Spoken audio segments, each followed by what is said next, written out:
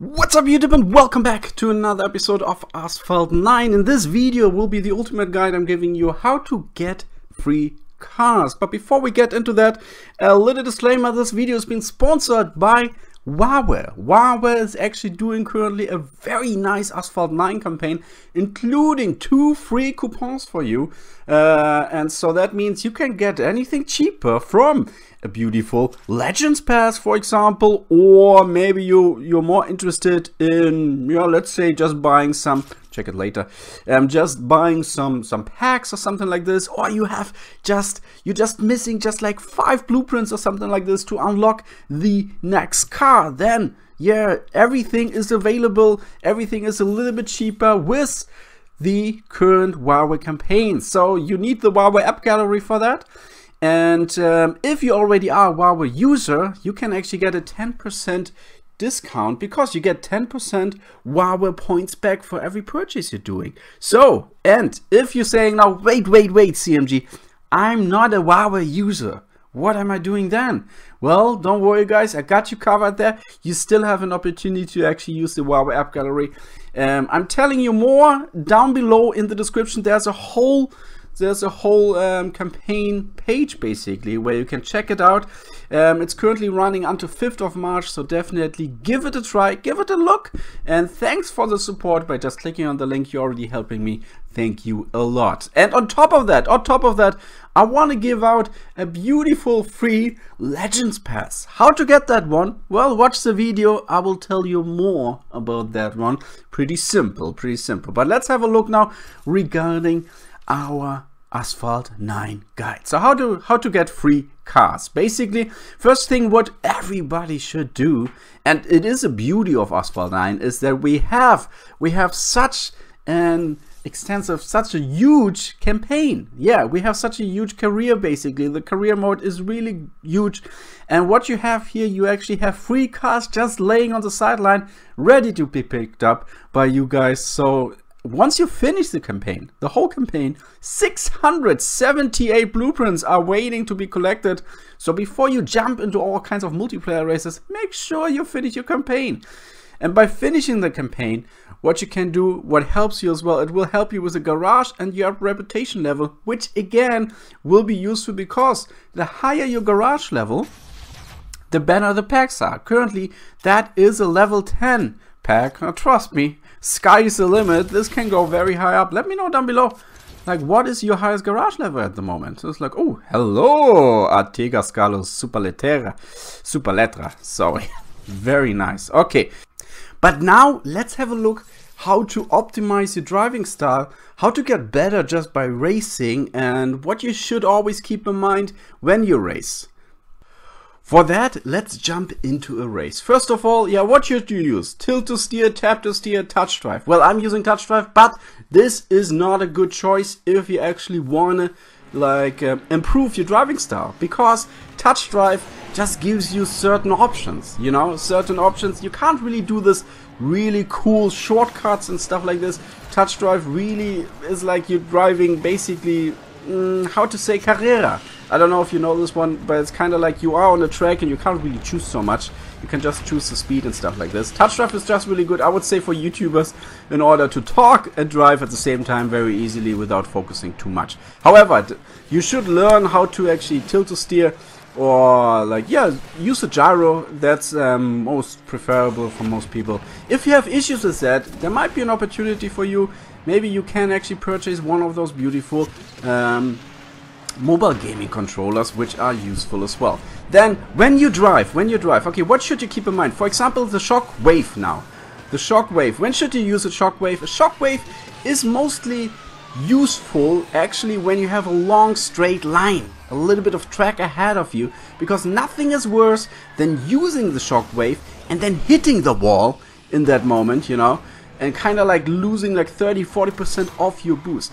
Then most of the times there are lots of tracks where shockwave is not really an option. Rather, you should use a perfect boost. Just like here right now, you wait until you hit the blue spot, bam, use it. That one is very useful when you actually, for example, if you are driving over surfaces like gravel or grass, where you usually slow down a little bit, you should always use a perfect nitro just to go over it a little bit quicker.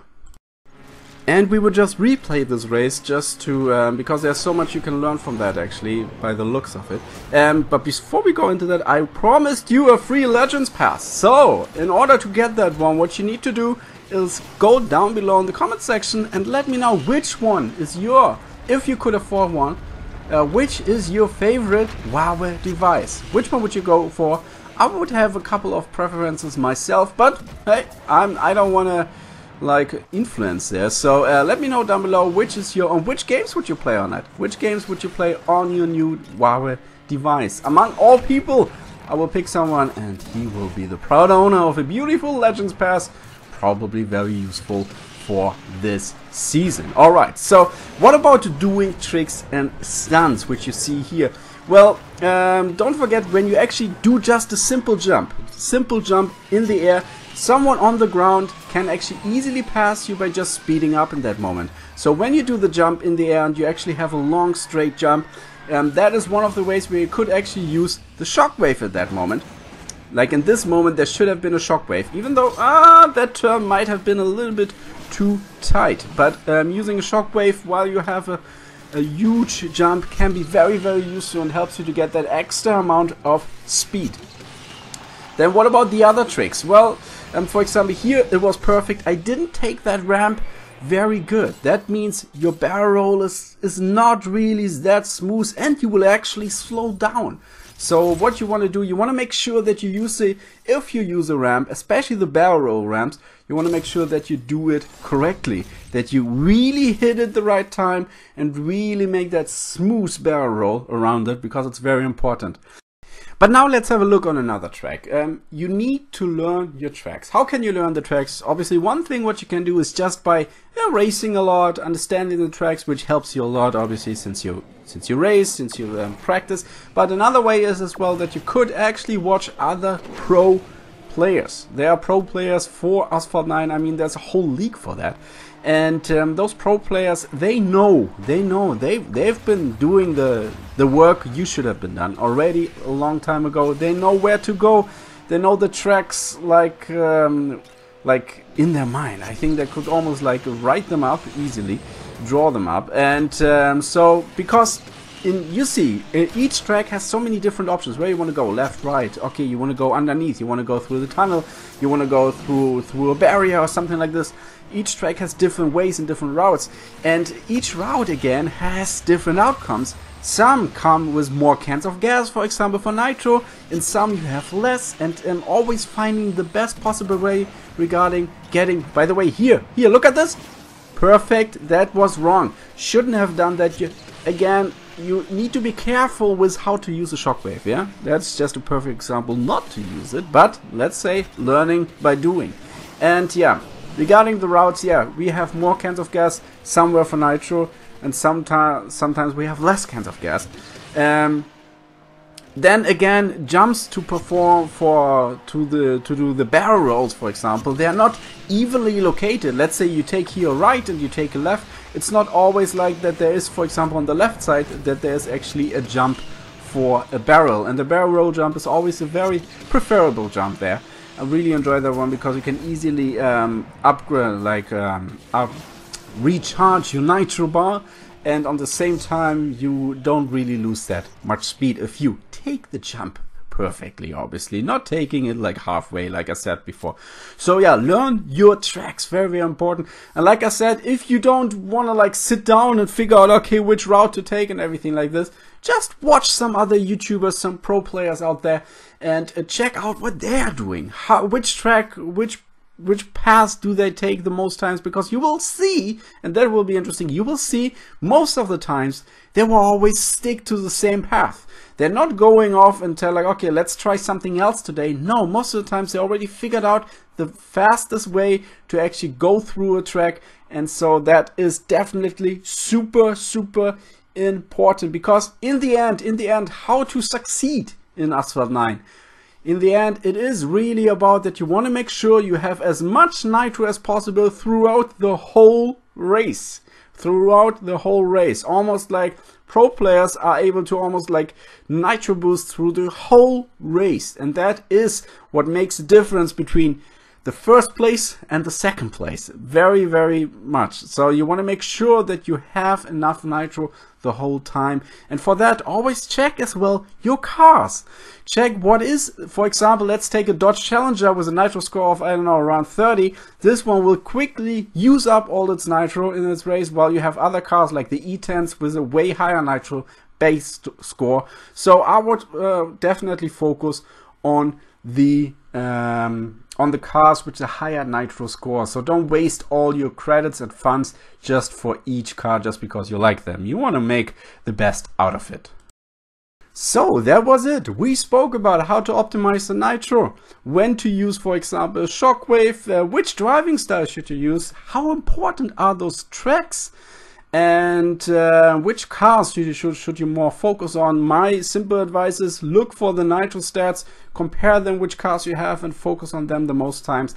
Obviously, when you go through the campaign, they will tell you, okay, which cars you need for that. So you will, in the end, have a very diverse garage if you finish the campaign.